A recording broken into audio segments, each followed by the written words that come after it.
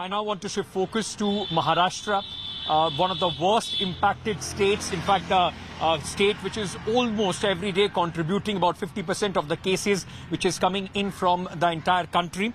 Now, Maharashtra readies for another lockdown amidst the rising coronavirus cases. Sources have told India Today the SOPs for the 15-day long lockdown are ready.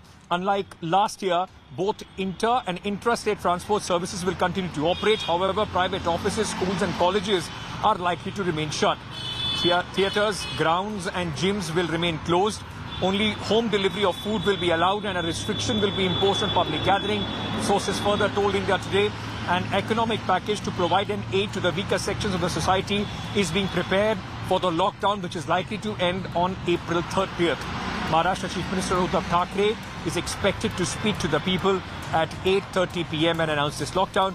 Maharashtra reported 51,751 cases and 258 deaths in the last 24 hours. The total caseload in Maharashtra right now, the active caseload is 5,64,700. पिछले 2 हफ्ते से जो है सरकार बहुत सारी बैठकें ली, विरोधी पक्ष के साथ ली, सारे व्यापारियों के साथ ली, सारे जो एसोसिएशन है उनके साथ ली, सारे जो डॉक्टर्स के एक्सपर्टाइज है उनके साथ ली, और ये अलग अलग तरीके से हमने जो है प्रतिबंध इस राज्य में लाने का शुरू किया, मुंबई शहर में लाने का शुरू किया, लेकिन कहीं भी ये चेन जो है टूटते दिखाई नहीं दे रही है और लोगों की जो है संख्या पेशेंट्स की बढ़ते जा रही है। तो कहीं ना कहीं ये चेन टूटना बहुत ज़रूरी है।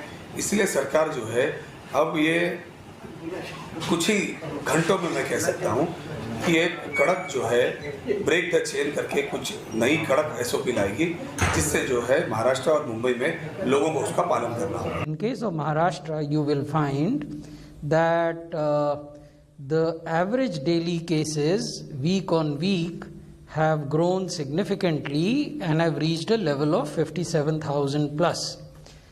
The tests per million are also growing, but they are not keeping pace with the growth of average daily cases.